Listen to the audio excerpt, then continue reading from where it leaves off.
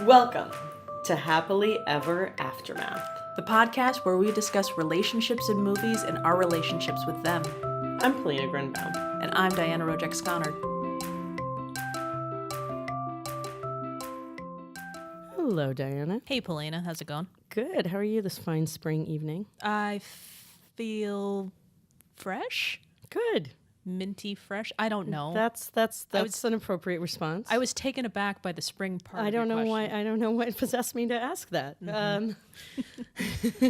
Spring, the time when the nieva starts to thaw, before the white nights. Oh, okay. Yes, very nice segue. That's see. So today we're talking about 1985's White Nights, which is my pick. It's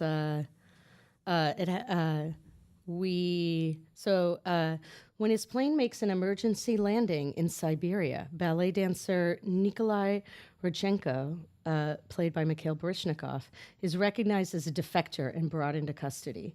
Returned to Leningrad, now St. Petersburg, and reunited with his former love, aging prima ballerina Galina Ivanova, who's played by Helen Mirren. But before all this happens, Nikolai meets American dancer Raymond Greenwood, played by Gregory Hines, who defected the Soviet Union during the Vietnam War but has secretly grown disenchanted. Together, they plot an escape to the American consulate and freedom.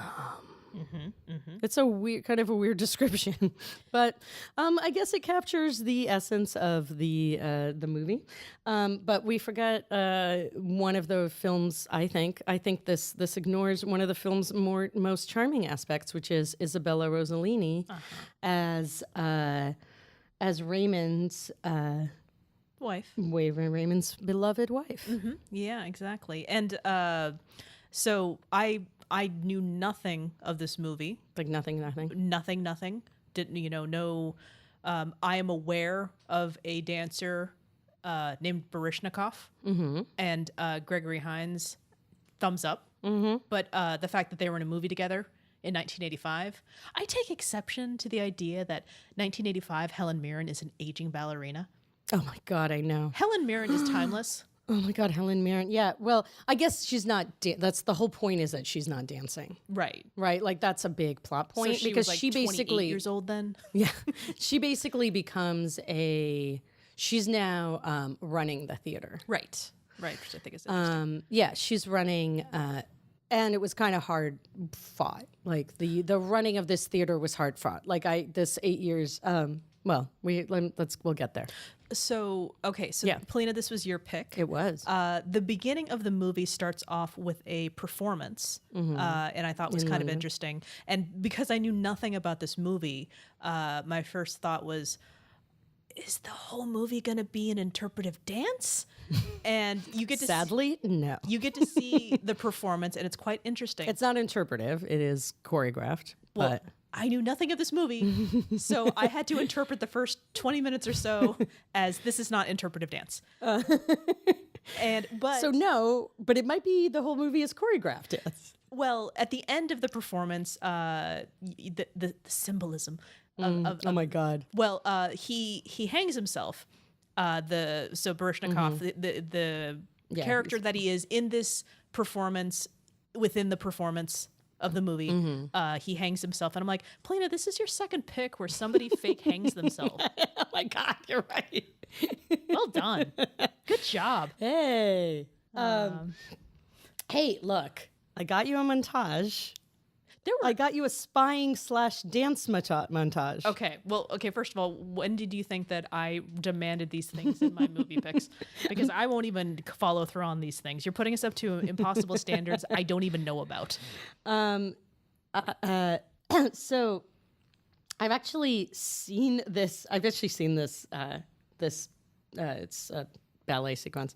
It's a short. And it was really just very dramatically done. Like whenever I've seen it, which I think is probably only once, it's performed live. Not by Mikhail Baryshnikov. No, performed live. Yeah. Okay. It was like much less heavy-handed. Like the staging was much less heavy-handed. It was like, oh, I see. So she represents love. Like I don't know. So Wait, she did? I think so. Anyway, but yeah, but you get to start out seeing Mikhail Baryshnikov do what he does best. And I was, here's an interesting thing. I was thoroughly impressed by the gentleman's dancing. Yes, he's amazing. Who would have thought somebody who is finely crafted Yeah. Who would have thought that a person known internationally for his ballet prowess, who has either run or has danced at the best ballets in the world would be amazing at ballet. I don't know. I mean, he did like kind of a little dance flourish thing when he did his run on Sex and the City. So that's true. Yeah. Yeah. So I guess. So you're not. You're not a big dance watcher goer too. Dance watcher goer to? I guess that would be. Now, are we including? I guess aficionado is the word I'm going to. Do you go to ballet often? Well, I was about to say, are we including like if I have or have not seen Step Up movies?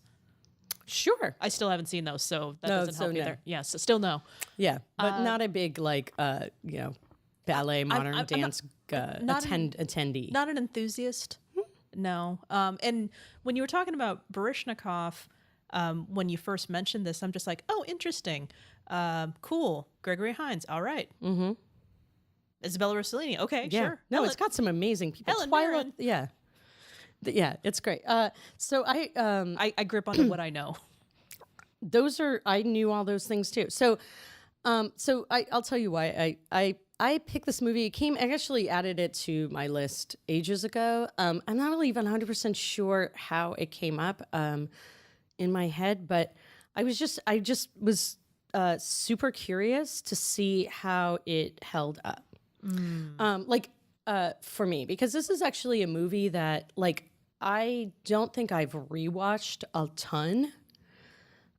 However, it is a weird movie that I remember scenes from, and a lot of scenes from, and I remember music. I remember sort of the feeling that it gave me. Mm-hmm. I remember a lot of this movie, I'll sort of unwrap why. But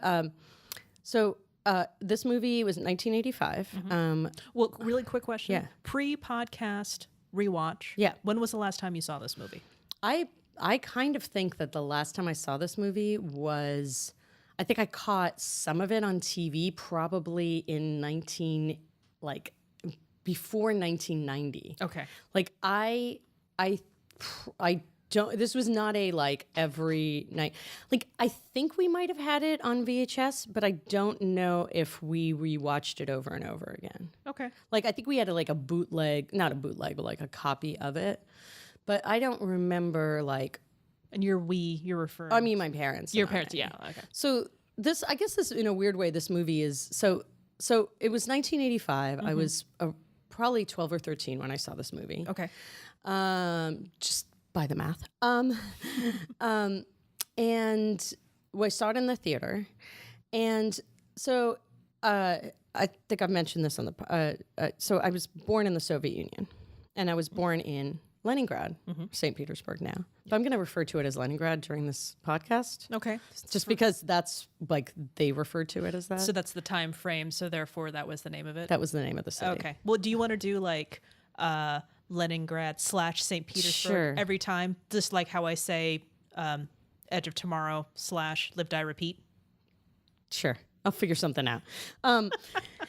Anyway, okay, so record, that was a movie Leningrad title. has actually changed its name a bunch of times, but there's something really weird about being born in a city Okay. and then having its name changed. Oh, okay. Because you literally never know. People are what city were you born in? When you do security stuff. Mm-hmm. And I've gotten locked out of so many accounts because I'm St. Petersburg. Sometimes I put St. Petersburg. Sometimes I put Leningrad. Okay. I don't know. Anyway. You need to pick a different question.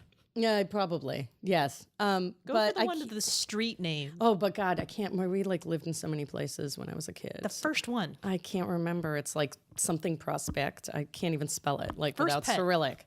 We never had pets, I can't help you. and I can't remember my teacher. So I'm really limited. I actually picked my husband's first pet. But okay, so Everyone write that down. Yeah, exactly. So the thing is, like around that time, there were. For those of you who did not live through it, the Cold War, obviously, there was a ton of propaganda on both sides, and one of the issues was like it became really, and I know a lot of people can relate to this, became really annoying because like every film that had like Russians was basically just we like avoided like the plague because it would just be kind of embarrassing and awkward. Like we saw Moscow on the Hudson because that was actually kind of a lovely depiction, though a bit extreme. But like Rocky. Like I never saw any of the Rocky movies because of the whole like it's like this is the guy you defeat, and it was just really annoying. And also, Wait a minute. Okay, I need to defend the Rocky movies right now. I never said anything negative about them. I was just saying that like. Those were like the depictions. So, you just avoid them. It was only 2 through 7 that bashed the Soviets, okay? Okay. All right. Okay. Thank you. You win. So, Frank, granted, we didn't really like go to those kind of movies anyway, so it would have been fine. This is where I bring in my shame. Yes. The extent of the Soviet Union I am aware of is because of Rocky IV. Well, you also like, you kind of like came of age sort of post Cold War. So like 3 years ago? Well, no, I was a Cold late War, bloomer. Yeah. It was like I was living through the 80s, but I wasn't. But like, like I got teased horribly like at school because it was like you're a communist. Like, well, why would I have left? But anyway. So the thing was the one and this is like also obviously 1985. It's kind of pre-internet. So the whole idea of like, it was hard to get letters. I mean, we would get redacted letters. Really? Oh yeah. You would get them? Yeah, like my grandparents would send a letter and it would have like black marks through it. Okay. We didn't know if our letters got there. I talked to my grandparents twice a year. Like there's no Facebook. So it wasn't like you literally, there was an iron curtain. Like you really couldn't communicate that much with people. And safely, and also just for their own safety. Like you didn't want to. So anyway, it was just complicated.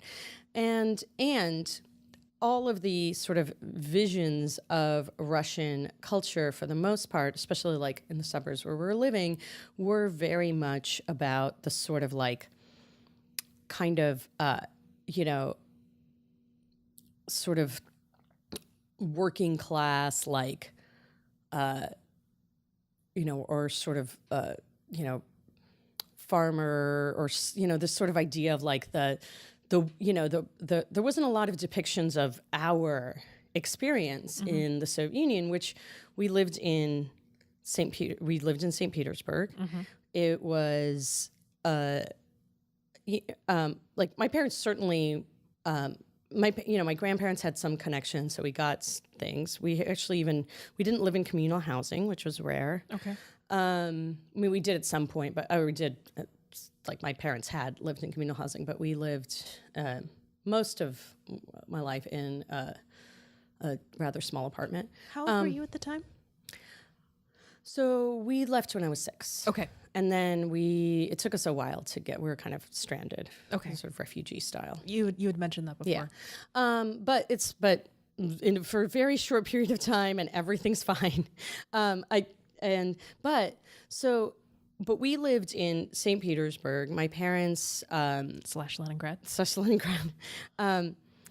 And my parent, it was a real like St. Petersburg, even at that time, that's like the Western city. That's like the city built to show off, basically, like to the West, that Russia can basically show off the cultural capital to the West. So we went to the Hermitage every day. I mean, not every day. We went quite often. Like, I have a lot of childhood memories of like this amazing museum, one of the best museums in the world, Okay. and like, it was we lived this like rather urban life, and we spent a ton of time. The one thing that we really loved going to was the ballet, and the Kirov, which is in this movie, is considered certainly then, and now it's like one of the best ballet companies in the world, and that theater, which I don't know if you saw, it's this fabulous gold jewel box of a theater.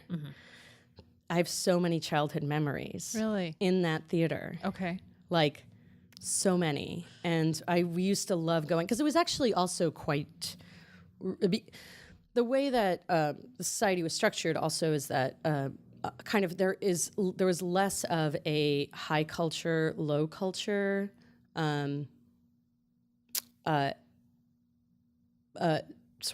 divide than there is in the U.S. And going to things like the Kirov, if you were a resident, was quite cheap. It was like going to the movies. Okay. It was not obviously you got dressed up. And I remember my grandmother had these amazing opera glasses and this, that were, mother of pearl in this amazing case. And I loved it. I mean, I still love going to the ballet. I don't go as often. I only go a couple times a year. And I love dance. But the other thing in this movie is we were really hungry to see pictures of, to see just visuals of the city that we had left, because we couldn't go back. Right. And essentially, there was a lot of rumors that so they filmed a lot of it in Finland, some of it in Finland, which was pretty common. I read that trivia. However, they also kind of ran, there's a lot of footage on the streets, all that street footage, and some of the footage when they're driving, behind, was sort of bootlegged, because you couldn't really walk around Russia with a movie camera. Right. You couldn't really do it. And so, I mean, it's such a magnificent city. Not every inch of it, obviously. And I think a big part of us seeing this movie was the dance aspect of it. Right. And the actors, some of these actors, but also just seeing something that took place in this city that depicted sort of a life that we were familiar with, because we were so surrounded, by these ideas of Russian life is this gray, everything's gray. And of course, when you see it, everything is these all the buildings are these Easter egg colors. And you see, when they're crossing, it's a city of canals, these beautiful canals, and these, it was such a, when I was a kid, it was it's like growing up in Disneyland, really, visually. Huh. And it was hard. It was a second world country. There's it wasn't, but there's, and it, we didn't when you see Barishnikov's apartment, it we did not live in that kind of apartment.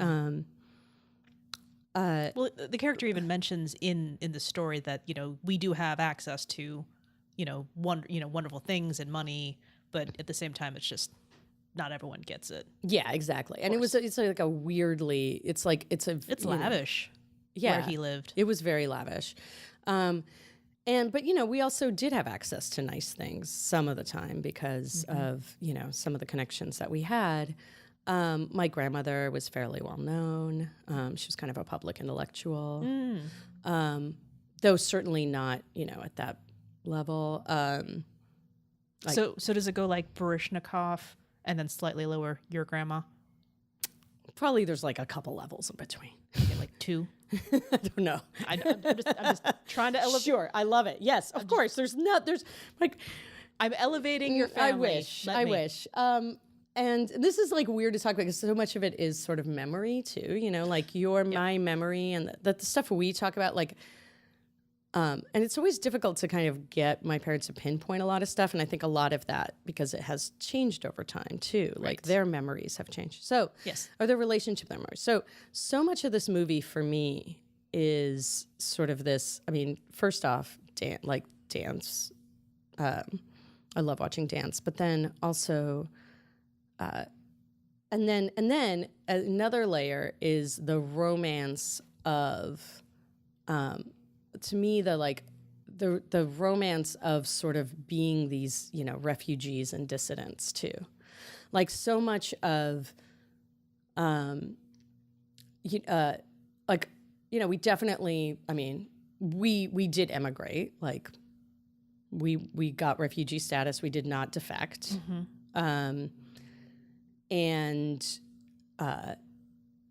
But we knew people who had, and there is definitely like a certain kind of, there's a certain like romance and bravery to just like, because if you get caught, I mean, you're not only are you screwed, but your family and your friends are also screwed. Okay. In that culture. So question. In the movie itself, you have, what is the character's name? As portrayed by Baryshnikov. Nikolai. So you have Nikolai flying over the Soviet Union.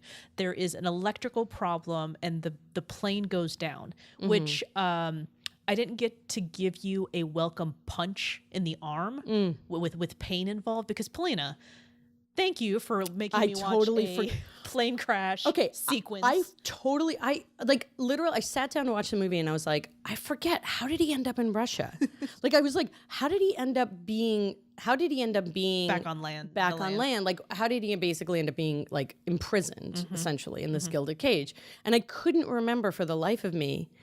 And at first when I opened, I saw the theater there and I thought, I remember he's probably visiting there to give a performance, because that would happen from very rarely, but it would happen. And then I was like, oh, but that doesn't look like the Kirov. Like it was red and gold instead of all gold. Well, I will just be like, I mean, it's not the Kirov. It's where the Kirov plays. I think it's called the Mayinsky Theater, but let's just call it the Kirov for the sake of making it easy. And as somebody who is completely blank slate going into this, I'm like, oh, okay. Oh, no, the plane is going down. Yeah. Oh, this is not one of those, thank you. No, this was like a drink cart smashed into his head. How did I miss this entire terrifying, plane sequence? Did you, Diana, fast forward through those parts? I just sat there and watched it because but it literally, like, I think we actually had this conversation at dinner. I was like, I am not afraid to fly. Like, no. I am fine with flying. I like flying. I don't like sitting in a tin can for 6 hours, but like the things that people are afraid do not bother me about flying. Like, I don't have those anxieties. Don't forget that. But I have them now. Like, seeing this movie, I was like, oh, holy shit. Like, when at one point, so you find out that something's going down because the stewardess, no, back then they were called stewardesses, so that's okay. Okay, I'm sorry. Yeah. By the way, my mother-in-law was a flight attendant. So, I just want to, I'm sorry, Missy. She was Pan Am. She looked amazing. It was like the 50s. That's how she met my father-in-law. So she opens the cockpit door to like say hi or like to ask them a question. Well, no, there was something like she had every reason. The lights went off or something. Oh yeah, that. And she's like, "Oh, I'll just go check. Like it's fine." Like, there are sparks, electrical sparks. Well, when the lights went out in there and it just caught their attention, I'm just like, this is the part where you see the gigantic comet that's about to hurl into the ground. Just like ominous lights out. And that would be terrifying. Yeah, no, it was like, in fact, I read a review of this movie and they mentioned that one of the reasons that there are few reasons to see this movie, and this is one of them, that it's like an amazing plane sequence. And I'm like, it's just, if you don't like planes, just fast forward to, like, if you're terrified of planes, this is not going to help you. So if you decide to see this movie, please fast forward to the end of the plane sequence. He ends up basically in Siberia at an army base in Siberia, and so of course, and he's frantically trying to tear up his passport. So he ends up not strapping himself in, correct, and getting hit and knocked unconscious by the drink cart. And they do mention that he survived, and he did movie okay, where he was perfect, he was fine, but the people in charge, said, oh, he has a concussion, he has this, he has that, as a means to keep him under surveillance. Well, yeah, and also that way, and they even like at one point they tell us, so he's traveling with his manager. They basically are like, oh, he may not make it. Yeah. So that they can just basically be like, well, we haven't decided what we're going to do with him yet. You can't move him yet because he has a concussion. But the whole idea behind it is the fact that he managed to have a drink cart smash up against him while he's being hurled through as the crash happens, but 4 people on the plane died. I know. So I'm just wondering. Total mystery. Yeah. What? Yeah. How did those people die? Because everybody else was strapped in. I'm going to say that they were defectors who couldn't dance. Maybe. Yeah. Okay. And they were like, well, we got nothing. And they weren't unconscious. So that helped. Okay. Right? Like maybe he would have made that choice. Who knows? So here I am, like riding the high of anxiety in that sequence. I'm so sorry about that. And then I would have warned you if I remembered. Well, yeah, exactly. So there's that version of it. And then the continuation of, oh, we've got you back now. So just kind of sit back and realize that you're not going anywhere. I'm just like, oh, okay. So trapped in a foreign country. Well, not a foreign country. Well, trapped. Basically, a country that has tried you in absentia. Yeah. And now, basically, you're one of the highest level of criminal. Correct. So I'm just thinking, okay, so in an authoritarian country. So outside of where I am, well, for me, it's a foreign country, so I'm unfamiliar with that. Not only is it not foreign to him, but he claims himself as an American citizen. Oh, he probably is. He would have been. Yeah. So 8 years. So to him, it's not his home. So not not his now home. In addition, he's also a criminal. So the authorities are against you as well. The entire country is against you as well. So I'm just like, oh, okay. Let's throw some other things as well to freak me out. Why don't you just hold my dog hostage? Yeah. Wait, they hold a dog hostage? No, I'm saying if you're gonna get to the peak of me being upset right now. Yeah. Don't hurt my dog. No. So at least there were no dogs hurt in this movie. So everyone can rest. And by that point of the movie, I was just thinking, wow, Polina, you got some splaining to do again. Because eventually some people in love will show up, right? Yeah. Okay. And they do. Well, yeah, I know. But it's so funny because when you were saying... There's 3 love stories in this movie.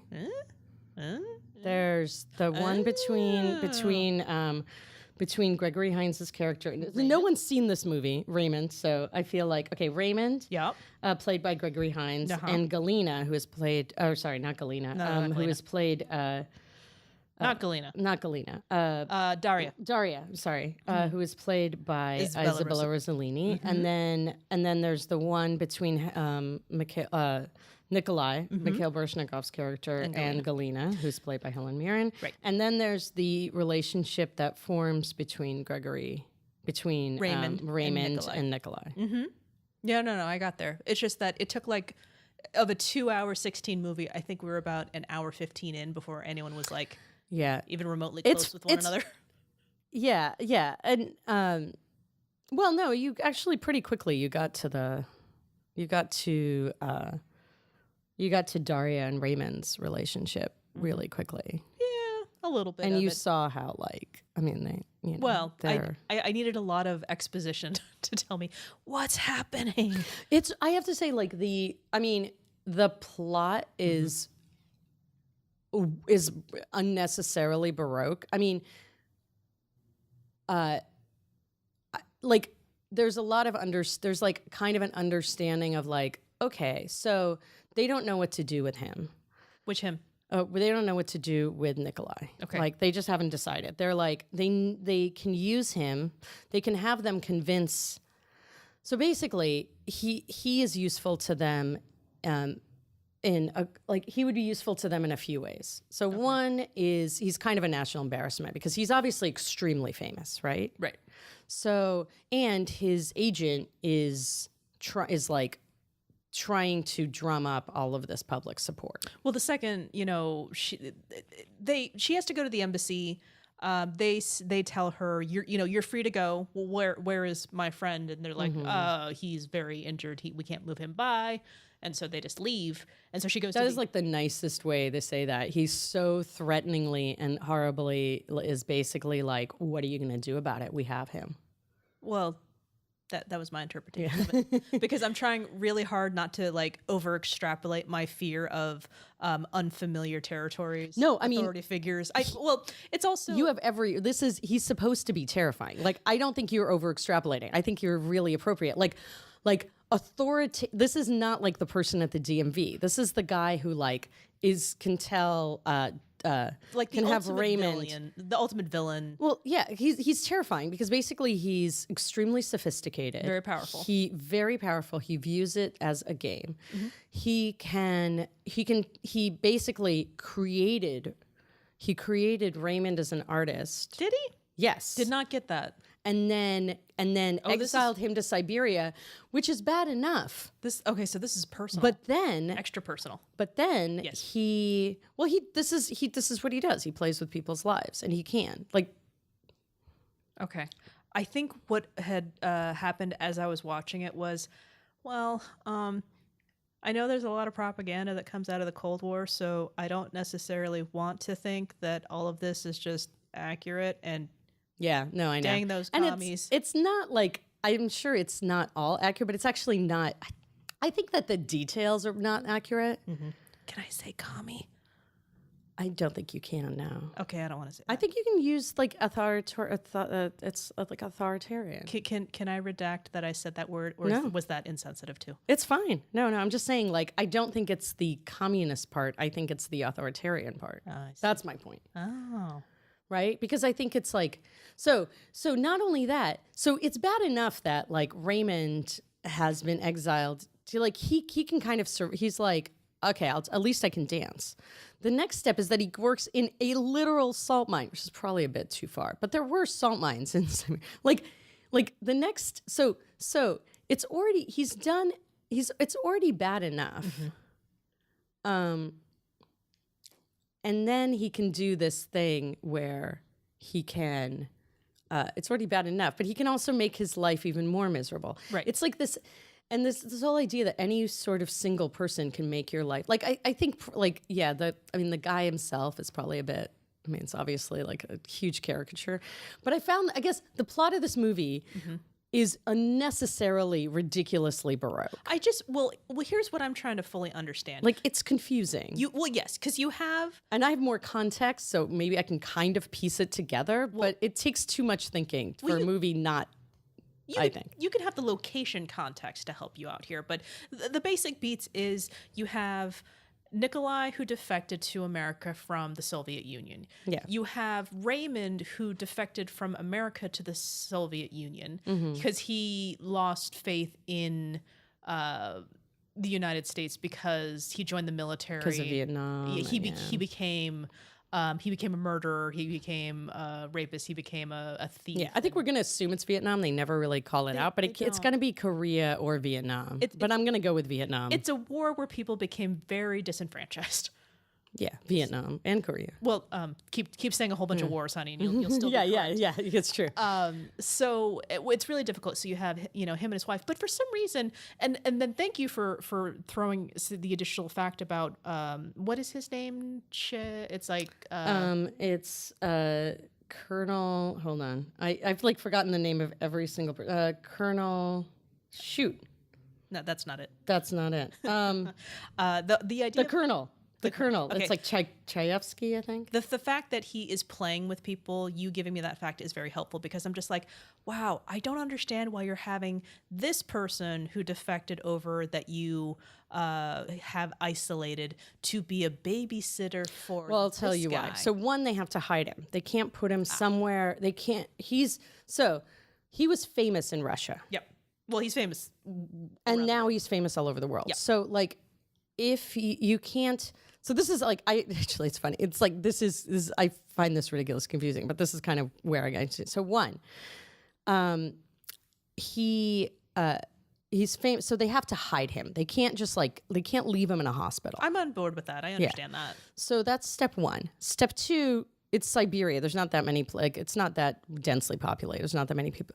So Okay. the other thing that they also need someone to keep an eye on him. Sure. And they're also trying to, I think they're trying to figure out what they can do with him. So one of the things that would help them out a lot is if he came back to Russia and started dancing again. Yeah. And started really living a life, like, and then renounced basically the West. But how? So that would be helpful. So that is why it's the guy, like Raymond happens to be there. So Raymond was a true believer. Raymond was like, oh, I can dance here. Like, I have a light here. So Raymond can keep an eye on him. Okay. B, Raymond, he can get him to either convince him that, like, why did you defect? It's great here. The other thing is Raymond also can keep an eye on him and build a relationship with him, which will make it harder to, basically so they can get information because they're bugging everyone. Well, so he will get information out of him. Okay. So he's just very, like, he happens to be there. And also Raymond is desperate for a few things. Raymond is desperate to get out of Siberia. And so he just becomes the perfect pawn. It seems ridiculous that he happens to be in this town or nearby. Right. It's slow Like, facts that start to come out, and it kind of begins to make more sense than the no sense that in the beginning. So basically, Raymond agrees to, because basically he's like, oh, I can use this to go back to Moscow or some major city. And the major city,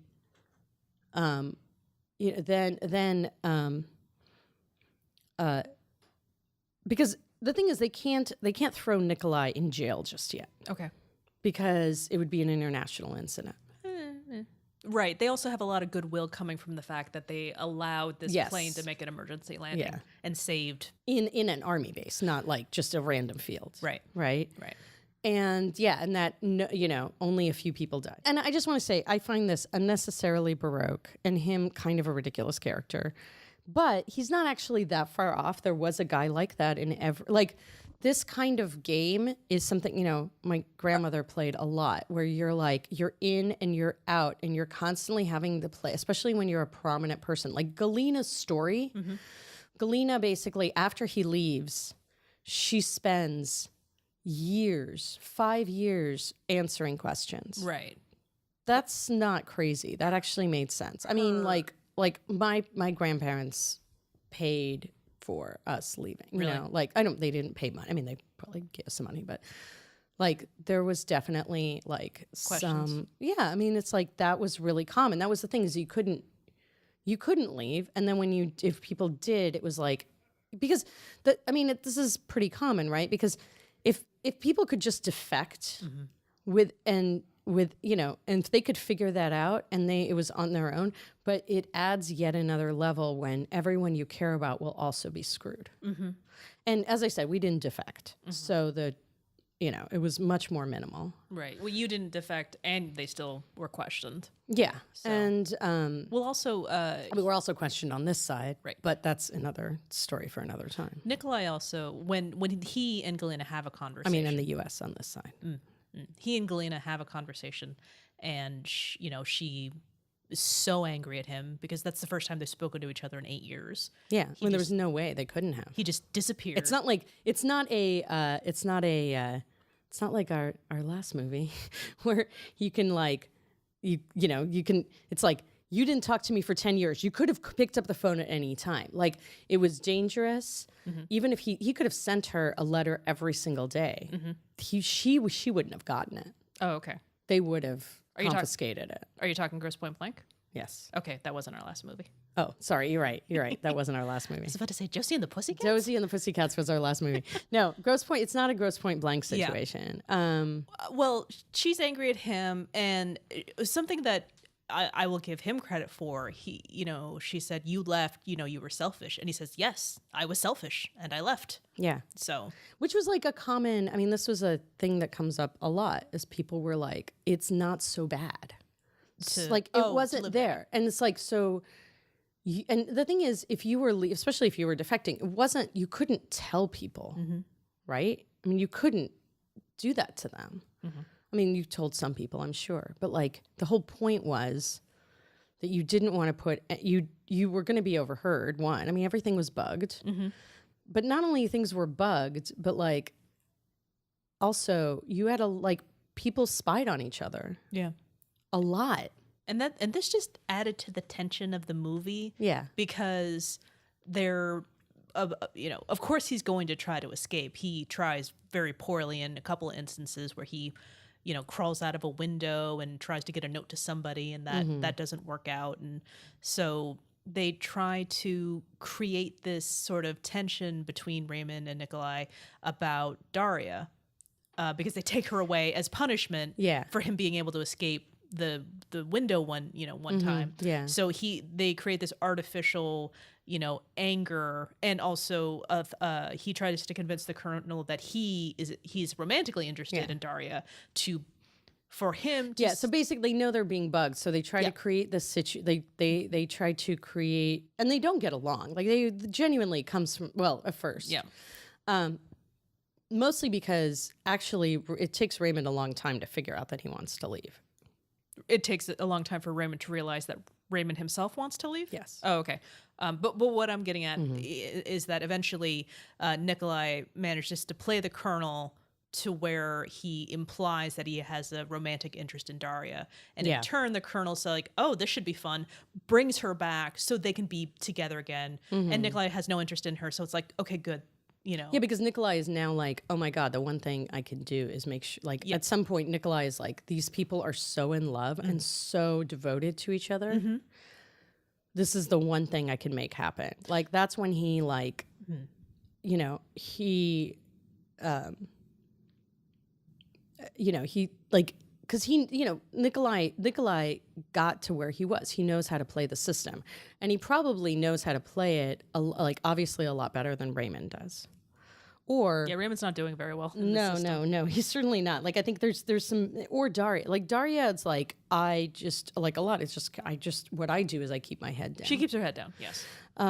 Did you really get that intense love between Raymond and Daria? Okay. I mean, I think that's where I think, I was saying that this is a movie I think about, and I think it was like what they risked for each other, what he risked but for her, I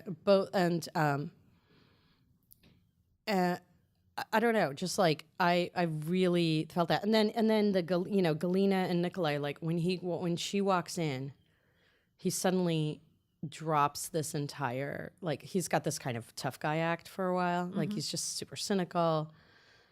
And he's like, oh my God, it's you. And they look at each other. And there's a scene where at the like at one point, and they don't have a lot of moments. I mean, you know what I mean? Like, they don't really get back together. No. But she watches him dance. It would be impractical as well. It would be, yeah. Because he's trying to get the heck out. It's too dangerous for her to even have a fling with him. And it would break the whole, like, game they've got going. So at one point, she just watches him dance, and it's this, like, incredibly touching moment. I mean, there's just all these, like, very small, beautiful moments in this film. Though I have to say, I found it like, other than the dance sequences, I found it such a slog. Like there were just personally, I found this movie a total slog. It's 2 hours and 16 minutes. The whole, like, plane crash thing was like, why? Upsetting. I mean, it was upsetting, but it's like, does it have to be that dramatic? Like, good for him. The whole, like, as I said, the Baroque weird like plot. It's not. It's like Graham Greene novels. I don't know if you read a lot of Graham Greene novels, but there's something about they have this. They have these sort of spy novels that are like have these kind of weird Baroque things, but there's something really satisfying and sort of trenchant and interesting about it, like where it says something about the way that cultures are organized. And I felt like they never quite got there. Like with this movie, it just felt sort of that part felt awkward.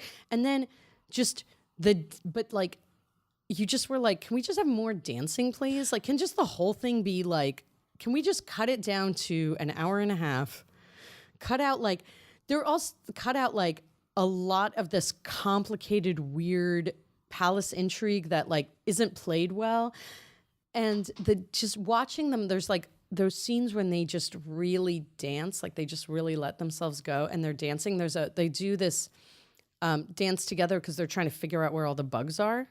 At one point, I mean, so basically at one point, they go to Leningrad. They end up in St. Petersburg / Leningrad, and they go to his absolutely like lavish, beautiful apartment, and they get to stay there. And it's like, but they're like trapped in this gilded cage, and they don't know what to do with him. So they're like, "You go practice with him," because they want Raymond practice with Nikolai because they want him in good shape. But Raymond is a tap dancer. And but they do this dance together, and there's something really, I found it really beautiful. And some of the choreography, like they worked with Twyla Tharp, who's a incredibly well-known modern choreographer and dancer. But there's this whole scene where they're doing the same dance, and it combines all these great things of ballet and modern and sort of tap, and like they do this horrible 80s rock music, and it's usually when you go to the, you see a pas de deux, it's usually that, especially just ballet, like you see they're trying to do exactly the same thing at exactly the same time, but you have this beautiful scene where they're dancing and they're doing the same steps at the same time, but like they're each given space to be embrace the physicality of them, and it works so beautifully together. It's just like so much fun to watch. And you combine that with just like Helen Mirren playing this like basically badass, sexy ex-ballerina, now like art director, who's like world weary but like looks amazing. And then you have Isabella Rossellini just playing like this beautiful, kind of ingenue, warm, sweet, passionate person. That part's fun. But the rest of it just felt like a slog. But the city, and then just the city, like I did, like the part I went back and rewatched was especially like in all the scenes where they're driving or walking through, and you just see like normal people on a city street in the city, and they cross, like, I remember standing on the bridge. At one point they have to get to this bridge so that you can defect. And I remember walking across that bridge when I was a kid. I remember loving those, like they have these kind of griffins or something, and I remember loving those. And I remember standing there in the spring, like around this time, watching all the ice crack. The ice would crack, and then near it would, like, this river would flow, and you're standing on this beautiful, ornate bridge, watching the cracked ice kind of flow, and it was this beautiful, like, color. And so, I don't know, like, that is my thing that's like what I liked about this movie. I don't really recommend it. It's just, if I could do an edit, I would. An edit of it's called YouTube, and yes, I'm sure I should make an edit. Yeah. You can do the dance edit, but I would do the like Isabella Rossellini's face, Helen Mirren's like badassness, sexy badassness, and world weary kind of, and the dancing and then the city scenes, because it's a it's a beautiful, like it's a beautiful city. Well, a couple of did any of those, like, did watching the city, did you have any reaction to that? Well, I wasn't entirely positive what I was seeing, and what popped into my head originally was, is this like watching a movie that takes place in like San Francisco, or just like, well, that's not real, but that is. So it was real. I had no context. Yeah, no, So I totally get that, because you're right. When you watch a city, you're like, how did they get from the Mission to Embarcadero in like a block? There's no hills there. What's going on here? Yeah, just watching certain things. It's interesting, and again, the scenes that you described of the scenes of the locations, beautiful, of course. It's. I mean, being inside the Kirov is amazing. But the whole time I was watching this, I'm just like, okay, I can get this on a Leningrad, St. Petersburg level of its connection to you, but I'm just like, are you just that enthralled with Daria and Raymond, or was it Nikolai and Galina? I think it was both. I think it was like I think it was the contrast. And I think it was the romance of, I mean, it was just, like, that you love, like, I mean, the whole sort of,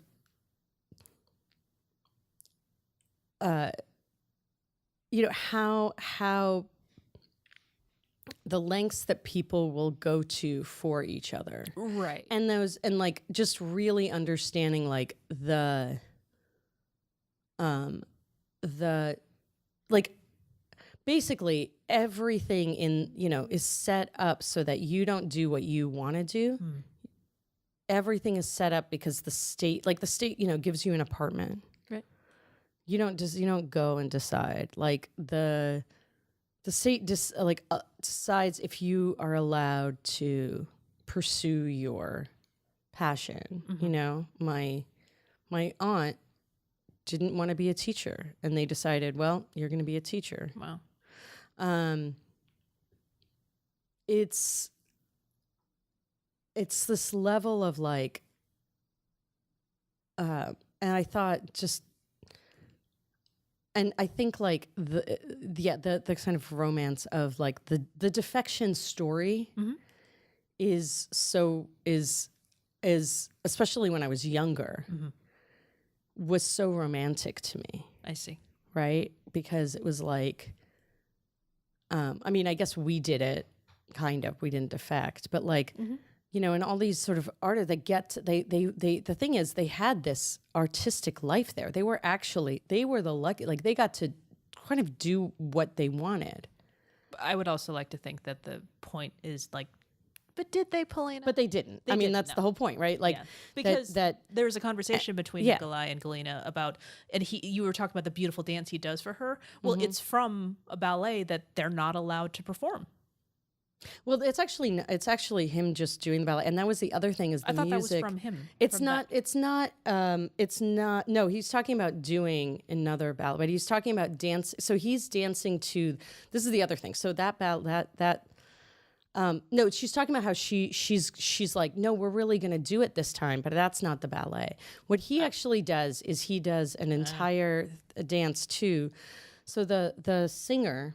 Of that song. I was making it an extra romantic moment, and it was no, but it is actually, it's even more romantic. Well, I thought him dancing that which they are not allowed to do was a little extra gesture, but misinterpreted it again. No, I think it's also confusing. So the song, this singer who, I'm sorry, I'm having a hard time remembering his name, but I'll Lionel Richie. No. Phil Collins. The one that he sings to is the one that the thing you're talking about where he dances for her. He dances to this this. The reason it's actually, he says, the thing that's important is, she's like, you're listening to this guy. He's like one of the biggest stars in Russia. Like, my parents played him constantly. Okay. Like, the minute I heard his voice, I felt like a 5-year-old. Like, and I always feel this way. But the thing that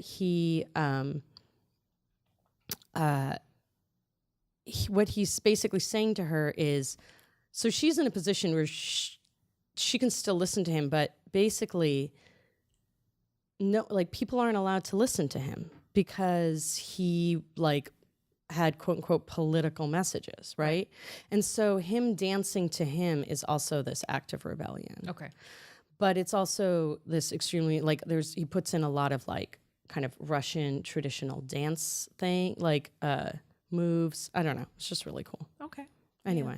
Well, okay. So moving into our podcast structure, there was a married couple, and then there was a couple that split up due to him running away from the country. So while there's no traditional, when did they fall in love instance, I would like to comment on in the plot, Raymond decides that he wants to help Nikolai escape and he wants to go with them, and Daria will come with them as well because she's pregnant. And I want to give a big shout out to the scene where it turns like into a scene from The Bourne Identity. Oh my God. He's coming, he's trying to, what is it? Like make a zip line to get everyone out of the building. But then they go back into the building. And what was that all about? Well, the whole idea is that the section that they thought that they could escape from was closed off, so they had to go back in from the other side so they could get to the building where they can actually leave. And I want to give tremendous shout out because there is a sacrifice on Raymond's part where he sends his wife down first. He sees the colonel and his men approach, so he decides to just let them go. He closes the window, and he tells them to get her, get her to the. That's what I'm. Yeah. That's so, like so. He basically is like, I'm gonna be. I mean, he's being stuck in a work camp for the rest of his life, right? But he's lucky. Yeah, but I think he also says like because he just wants the freedom for his wife and child. Exactly. Yeah. So I want to give a shout out to that, even though there's no origin story, there's no moment that the sacrifice. It bears. Yeah. I mean, it's hard because you don't see them fall in love. Though, I mean, I guess if you're gonna do that, you could also be like, when did Raymond and Galena? No, Raymond and Nikolai like Become friends? Just like, they got to sort of a real like, oh my God, we can really trust each other. I honestly, I don't know if that ever really, I mean, I think the trust came out of necessity. Yeah. So I don't know if we can really call it like a friendship so much as an understanding. Yeah. So. Though I don't know. I mean, by the end there, I think like when he's standing there, when Raymond gets released.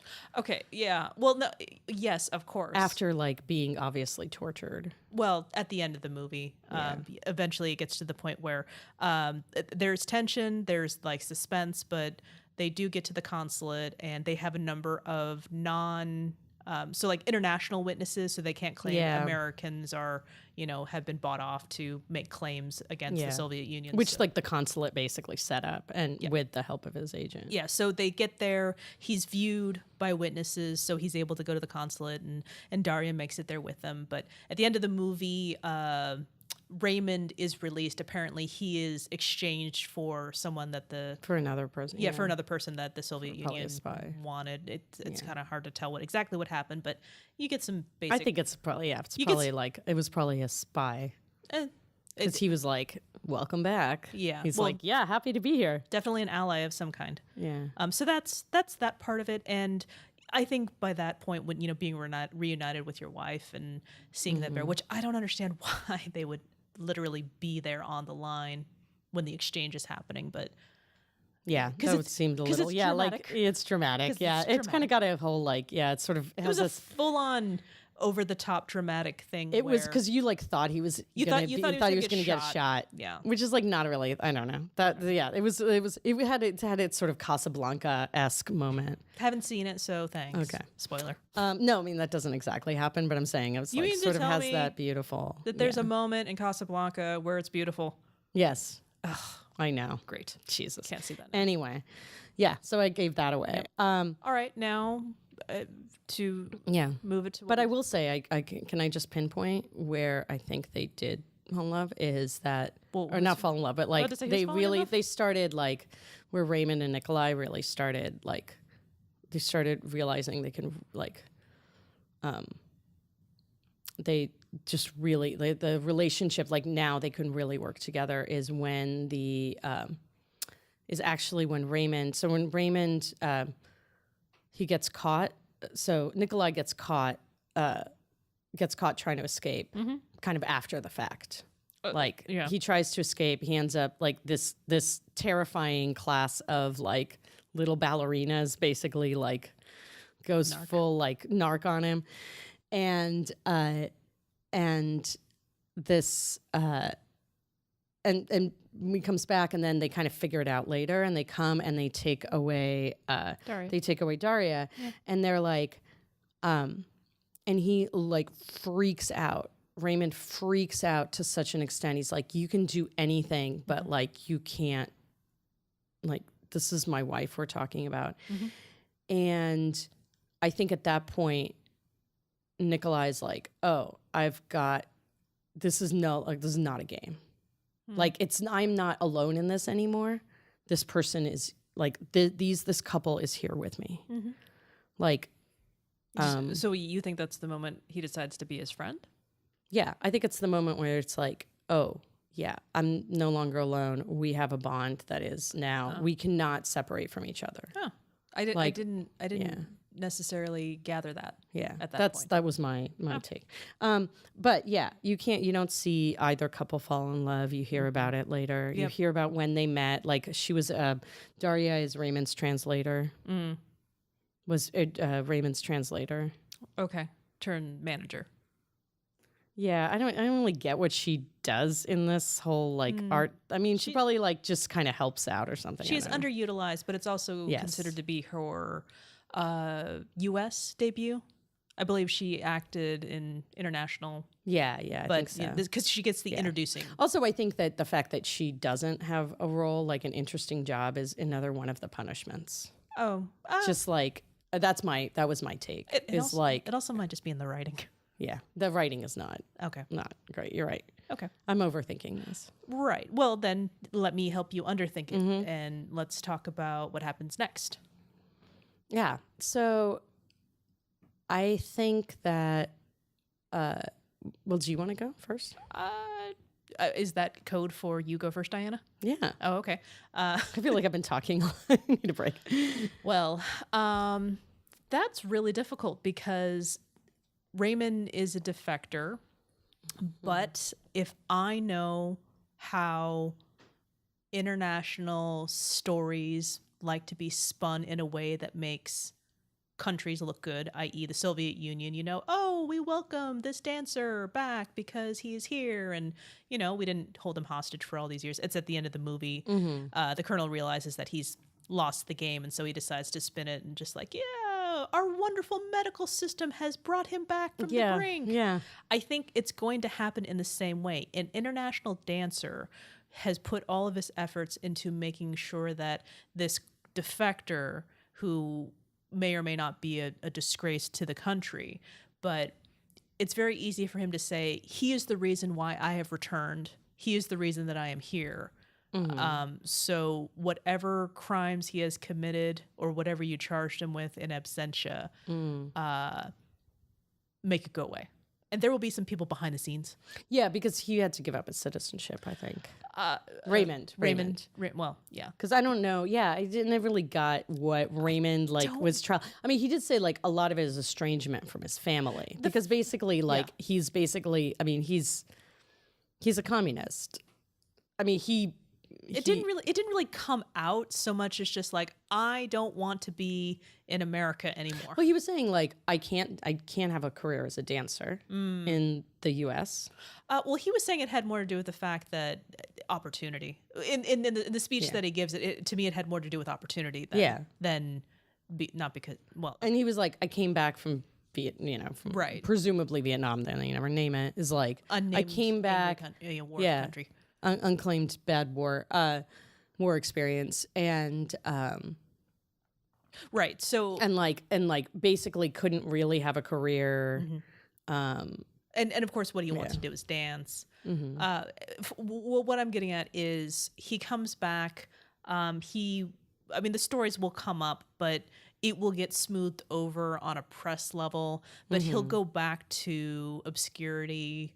But, some people will still misremember what he did before, but it's irrelevant because him being a hero and getting Nikolai out can't really come out either, because that implies That embarrasses Russia. yeah, and then there's the Soviet Union. the negative relations will come into play as well. So he may be remembered as such, but he won't go back to see his family because I think his mother was the only person he really wanted to connect with, and she died. And so what's going to happen is that the government's going to set him up in some place that's going to be Wait, the U.S. government? Yes. When I say set him up, I mean like give him somewhere comfortable to live because of his part in helping Nikolai escape. Okay. Yep. And it's going to be enough for him. Where do you think that? Like where? I want to say he goes to New York. Yeah. I agree. Because that's in my story too. Yeah. Okay. It has to be kind of. Well, I got there first because he talks about the Apollo and the theater. Well, yeah, I mean, performing. we grew up, yeah, exactly. So I think he'll be there. I think he'll be just in a small. That is home. Yeah, he'll be home, and he won't go looking for his family. But similar to though, his family's quite close. He's there. Daria was talking about, this is my home.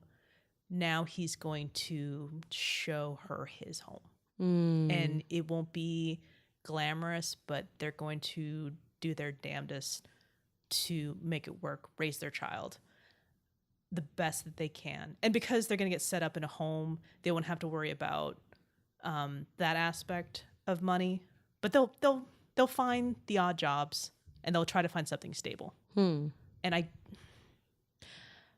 don't see them splitting, and I see him always getting good tickets to Nikolai's performances. He's like, oh, I get ballet now. Well, I think. Do you think they have another kid? I don't think so, because a lot of the experience that they had has also put in a deep fear of the future. But they're going to embrace that child as much as they can to live in a fear that they've known, to make sure that child does not know that fear. And also, I also think Nikolai's going to help them out as well. So the government's going to give them the baseline. Nikolai's going to help them maintain a comfort, but it's not going to be lavish. Yeah, I think. Oh, what am I talking about? Nikolai knows people. Yeah, there will be dancing involved. Yes, he's not like going to throw him into things. Yeah. What am I thinking? It's okay. I think I'm just like so tampered down by so much stress caused by this movie. I'm just like, they're gonna be okay. Yeah, I know exactly, because the stakes are they gonna survive? Yeah, like, is he gonna recover from his like PTSD from getting tortured? No, I'm not imagining him, performing in like these elaborate, things that he wrote himself. No, it's just like, no, he's gonna be okay. Yeah, I mean, I think so. I don't even believe that, though. I don't think he's going to be fully okay. It's like, in what way will he not be? He'll need therapy. Oh, yeah. That he will refuse to get. I see, there it is. See your point. Okay. I made it real. All right, I like it. So I agree. So basically, Nikolai lives in New York. Nikolai lives in New York. Nikolai is a world famous dancer. Nikolai has an agent. Yes. And there is no way he's gonna they are going to know each other for life. The other they're gonna remain friends for life, because you don't go through an experience like that without remaining close. I think that basically when they get back, I agree with you. I think there'll be a lot of PR. I think there's going to be dance companies that are like that. Basically, Nikolai is going to. I don't think the government is going to help. I think they will, I think like a lot of people. I mean, us included. They will also be surveyed by surveilled by the U.S. government for a while. Sure. Without but they just won't be. It won't be nearly as oppressive or as known. But I think that I think that Nikolai will set him up. And actually, at first, I thought, oh my God, there's going to be they're not going to be able to have this cultural they're not going to have like this, we're in it together, just barely surviving, but we have each other, because they're going to exist, and they're going to basically enter this sort of dance art world of Nikolai's. I think that like Nikolai and Raymond are going to like have fights all that, like they're going to like fight a lot, but I think that at first I thought that Daria was just going to feel really lonely, and is going to feel really like she's not a part of this culture. But actually, that society, then I realized, okay, that society, I mean, through Nikolai, like she's obviously well educated. She was a translator. She's going to, she's going to find kind of an expat Russian community. Okay. I think the expat Russian community is going to be very weary of Raymond. So I think there's going to be tension there. Okay. I agree. I don't think they're going to have another child, because I think that Raymond is also going to, he's probably going to have to travel a lot for, he's going to travel a lot for, in a dance company. I think that I still think but I do think that it's going to be after a while, like I think the real like crucible is going to be when he has to sort of, the sort of fame and the like sort of the physical dance thing is going to wear off. Like he's not going to be able to like just be a performer and I think that can either go one of two ways. I think it can go really, it can go gracefully where he becomes a choreographer or manager or whatever, right? But I also think that it could be that he, I think that more likely he's going to become extremely embittered and the sort of, and I think that,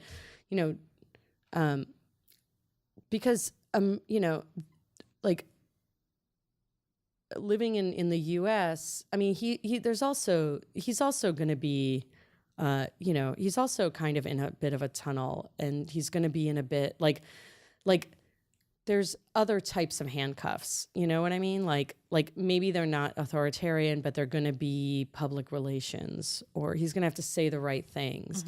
And he probably is somewhere in the middle. Like he's probably like, okay, America's a much better place for me to raise a child, but I've also seen the kind of BS of it, and I don't think he's going to be able to completely lose that. But of course, the times are going to require that of him, that he's going to have to be super rah-rah about the U.S., right? Like he's going to be forced into it by just because it's like, well, do you want a career or not? Do you want to be able to dance? If you're like, oh my God, like communism has some great things, that just doesn't go over well in 1985. And then luckily, the wall falls and people are, okay. Like, or that, sort of America feels like it's won and is no longer so like terrified of the Soviet Union and of those ideas. So, but I think that they'll stay together, and because I think they have this like great passion. I just think it's going to be really difficult, and she's going to have a hard time finding her place. Okay. But you think the community will help? I think that, yeah, like Nikolai's sort of expat, probably is connected to some expat community or can introduce her to that. Okay. So there'll be tension, but but in the end, they'll be together. Yeah. Okay. Yeah. There it is. There it is. White Wow. Noise. Yeah. It's an intense movie. A what? It's an intense movie. Yeah. Yeah. Damn a lot plane of feels. crash. I know. Skip the plane crash is my one tip. Okay. In life, yes. Yes. Always skip the plane crash. If you can. Yeah. HEAMCast says, skip the plane crash. That was Polina. HEAMCast does not necessarily endorse all of Polina's advice. Views. Okay. Well, there is that. Another movie in the books. Thank you so much for joining us. Yeah. If you like us, like what you hear, tell a couple of friends, let them know. In fact, if there is a movie you think that if there's a movie that you know that they like and it's something that we've covered, let them know about it. And then we would love that, growing the listenership. Yeah, that would be great. Really We want appreciate more family. more interactions. listeners are awesome. Let us know you're out there. Really appreciate it. So next time on the podcast, Yeah. what's funny What is are you gonna do? What are you gonna do? What are you gonna do? It's so much. You're teasing me. It's wow. Well, you're cutting me off. So it's kind of fun when I don't tell Polina what's next. Yeah. And then she just becomes this little. I've become like a little Yappy puppy. dog. Like, come on. Tell me. Wow, that's annoying. Isn't it? All right, so we will be doing The Truth About Cats and Dogs. Wow. It is Uma Thurman. And Yes. it's, more importantly, Janine Garofalo. Yes. Oh, shoot. I didn't pull up the date, but it's 1990 something. Yeah. Yep. I remember. That's what we're going to do. I'm excited. Thank you very much. Yay. All right. So, Truth About Cats and Dogs. That's next. We'll talk to you then. Yeah. All right. Thanks for listening.